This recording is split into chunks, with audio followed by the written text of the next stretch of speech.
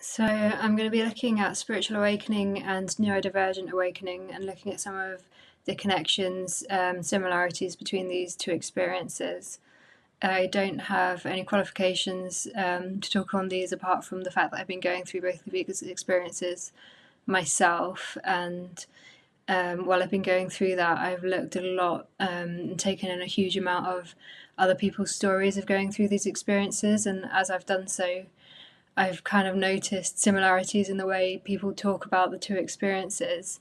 But I've struggled to find people talking about going through the two experiences in relation to one another. So that's what I'm looking at now.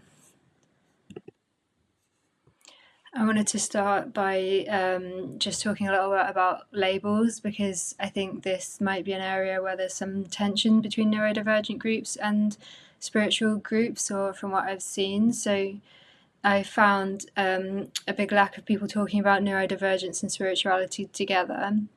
And I think some of this comes from a reluctance towards labels historically within spiritual groups. I think this reluctance has caused some distrust in neurodivergent groups towards spirituality and spiritual people, in quotation marks. So this was from when I was trying to find other people's experiences of going through a spiritual awakening, like autistic people's experiences. So I was searching in autistic forums to see if I could find any people talking about it. When I searched these words, what mostly came up was stories of when people were younger. Sometimes they were given like spiritual labels or spiritual understandings of what their neurodivergence was by the people around them and their families. And there was some resentment towards this because they felt like this was downplaying some of the real difficulties that they're experiencing due to the neurodivergence. And I thought this was interesting just because of the amount of stories that came up like this. So I thought it was worth putting in here and just saying we must be careful not to spiritually bypass the real experiences and difficulties of being neurodivergent. The label can help us find the group where our inner experience is reflected. So this is kind of in defense of the label.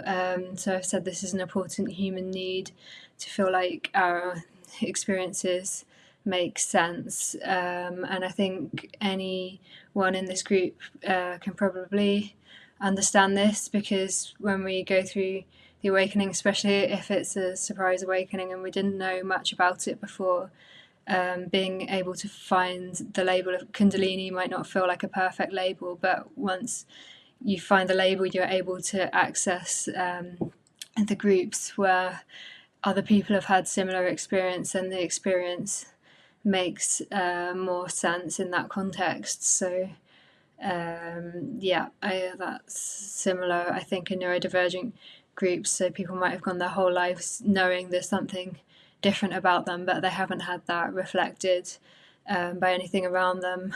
And so the label can come with a huge sense of relief of like knowing that the experience is very much a normal experience to have for people with that neurotype. So yeah.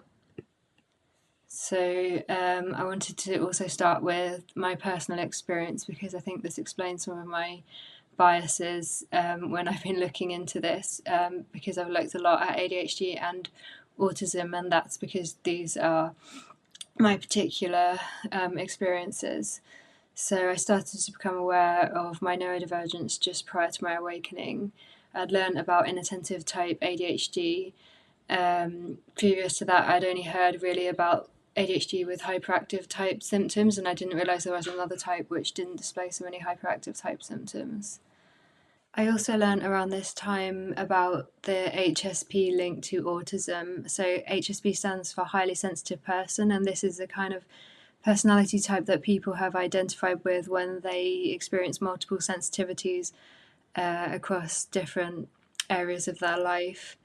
I learned that a lot of people, especially women, that had identified as a highly sensitive person in the past were now being diagnosed with autism. And I think this was happening because our understanding of autism has started to change, and especially in regards to women with autism.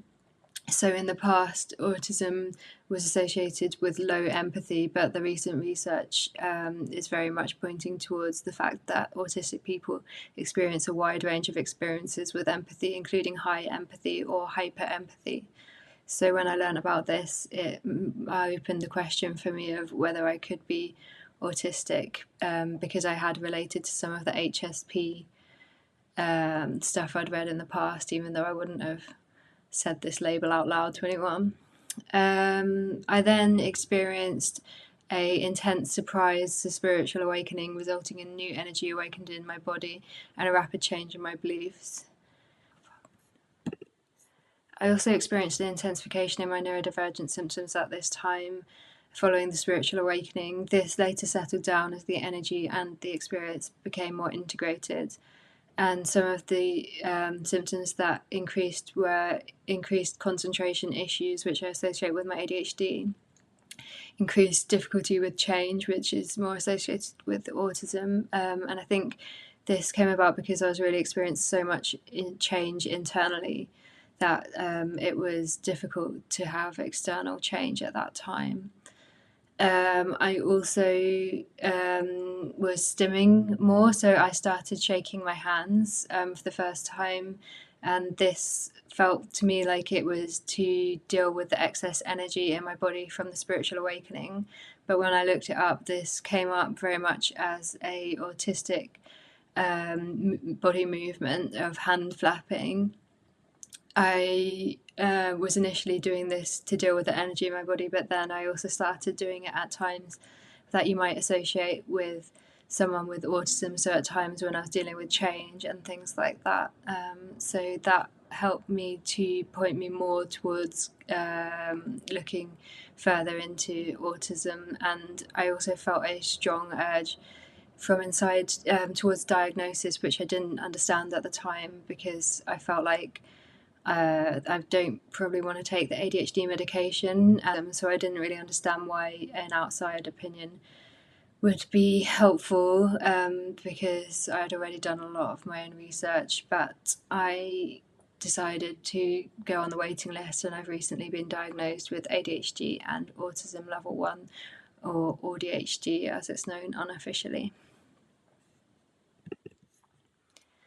I put the yin yang in this slide to remind me to just say that when you have ADHD and autism together, they can kind of mask each other because they're kind of opposites, and they might counter some of the extremes of each. So that ADHD will make you more likely to be social, and the autism might counter some of the impulsivity of the ADHD, for example. So it can be harder to spot in people that have both of these. And when you have both, you might feel like you're kind of being torn between these two aspects of your personality. So the yin yang's kind of like an idealized version of how they could coexist with each other and balance each other out. So I put this in here because I think this is the biggest question that we ask ourselves with both types of awakening, to think about underneath all of my experiences and my conditioning and my stories I have about myself, who am I underneath all of that? So what is a neurodivergent awakening? I'm using this term to mean the process of becoming aware of neurodivergence, and this can happen gradually or suddenly, similar to a spiritual awakening. There's been a huge increase in autism and ADHD diagnosis in recent years, and a lot of this surge is driven by high-masking individuals coming forward for diagnosis later in life.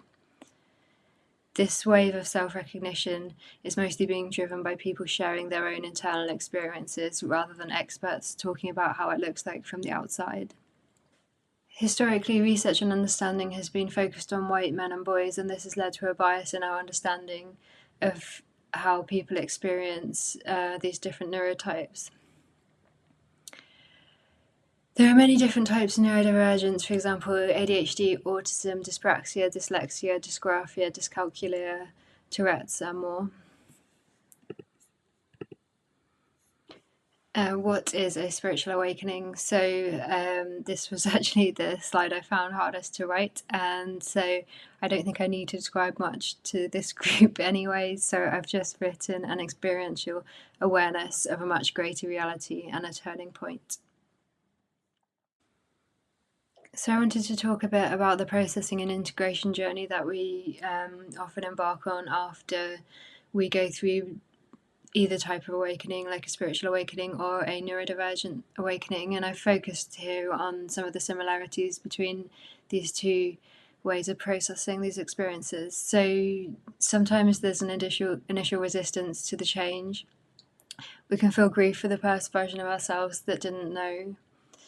We can look back over life with a new framing, so old memories might start coming up to be reframed. Now we have this new information. There's a real importance of peer support groups at this time, and this can be much more important than expert opinions. It's really great to be talking to people who are going through the process in real time, and I think that's most helpful. Difficulties in explaining the change to those not in the process, like friends and families, and then hopefully this results in an integration of the change, resulting in a new approach to life. I wanted to talk a bit about unmasking and deconditioning because I think there's a lot of similarities here again. So, unmasking is a concept we associate with going through a neurodivergent awakening. So, you become aware that you have been masking some of your neurodivergent traits to look like more neurotypical, and this is often done subconsciously. But once you become aware of your neurodivergence, you might start realizing where you're doing this.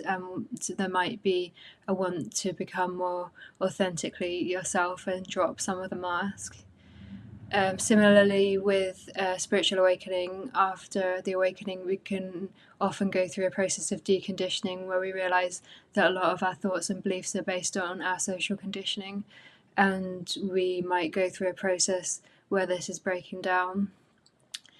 So I've described this as a process of breaking down of false identities, both deliberate and unintended. This can feel worrying when the old is being broken down and the new hasn't fully emerged. There can be reports of autistic skill regression after a neurodivergent awakening where people are unable to mask in the same way as they could before.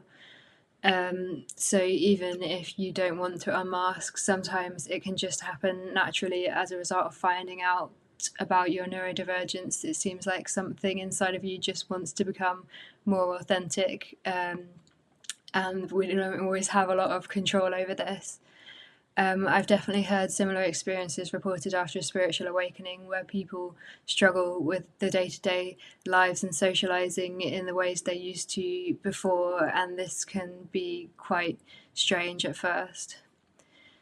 There can be a want to let go of the masking and the conditioning, but partly still needing it to function in the current world. So this can be a difficult balance of saying, how do I become more authentically myself, but also function in this world? And for example, with masking, there's been a lot of talk about how it's actually not safe for people to unmask in some situations and might get you attention in the wrong ways.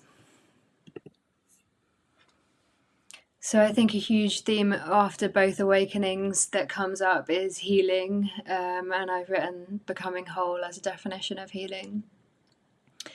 So there is a process of learning acceptance for the parts of ourselves that we may have rejected. For neurodivergent people, many of these rejected parts may be directly related to their neurodivergence. So personally, I had felt like I was trying to always self-help away any of my neurodivergent traits, and then felt frustrated when it didn't work. And this was because I didn't realise that it was just part of my neurotype to be a bit different. So masking neurodivergent traits can lead to physical and mental health problems, and learning to unmask can be an important part of the healing process. I also relate to this very much personally because I've had a lot of health problems in my life, and these have been the ones that have come up when I've seen the kind of health problems that can happen when you mask a lot, for example, chronic fatigue and autoimmune illness. I think masking can lead to a real suppression of ourselves, and that can suppress our body as well.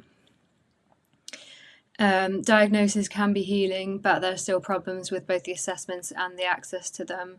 So self-diagnosis is seen as valid in most neurodivergent communities.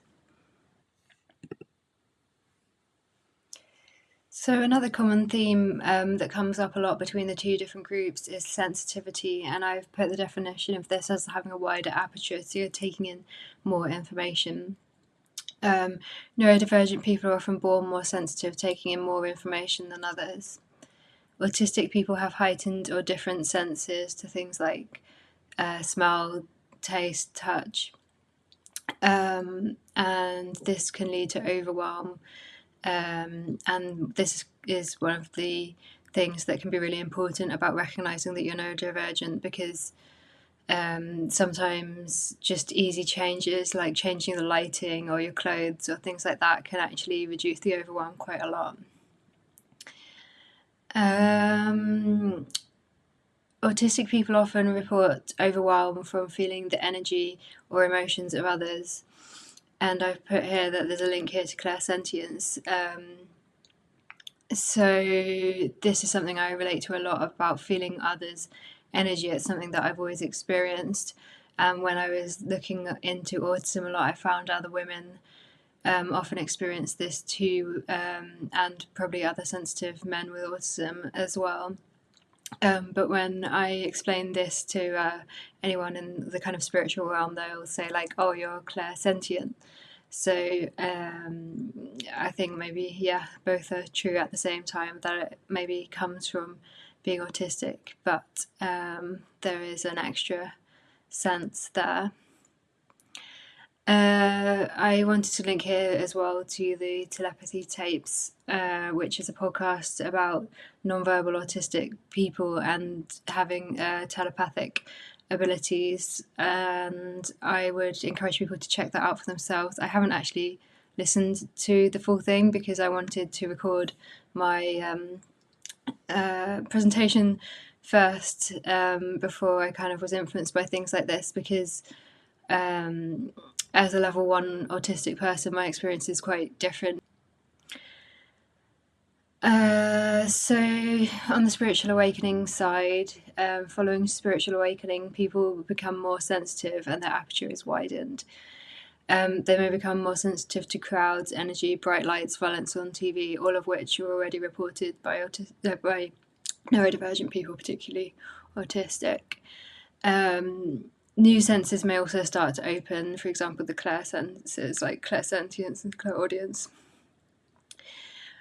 People might also experience overwhelm from these new sensitivities, especially as they're just starting to get used to them. And I think actually at this time it could be a good time to turn to some of the wisdom of neurodivergent groups who have already found ways of helping deal with an oversensitive nervous system.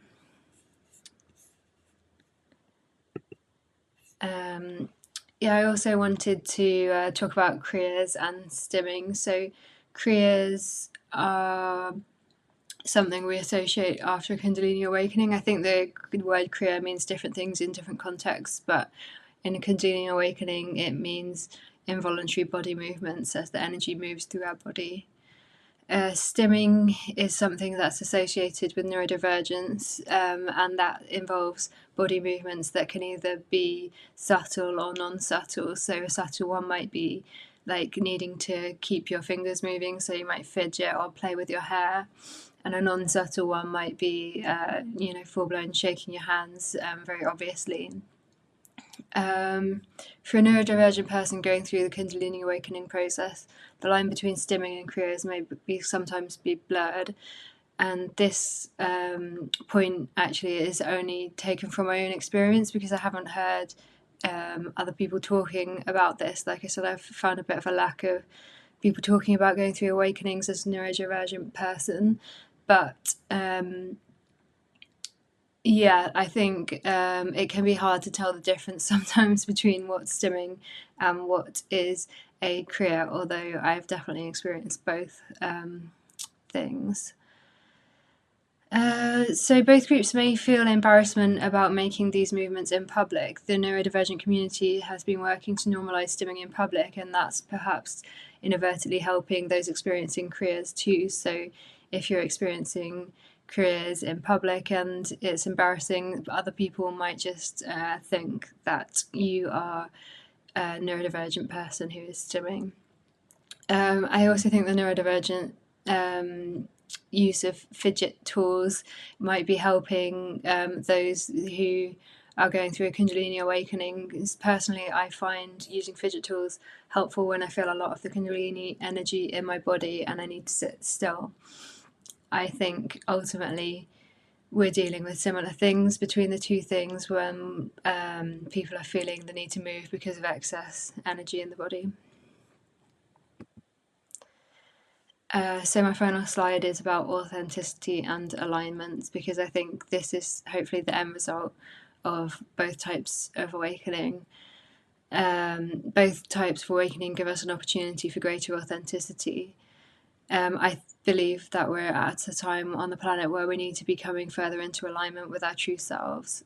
Any experience that causes us to be introspective about ourselves and our conditioning is a big opportunity for coming into greater alignment. This process likely applies to other identity shifts in the same way, e.g., around gender, sexuality, etc.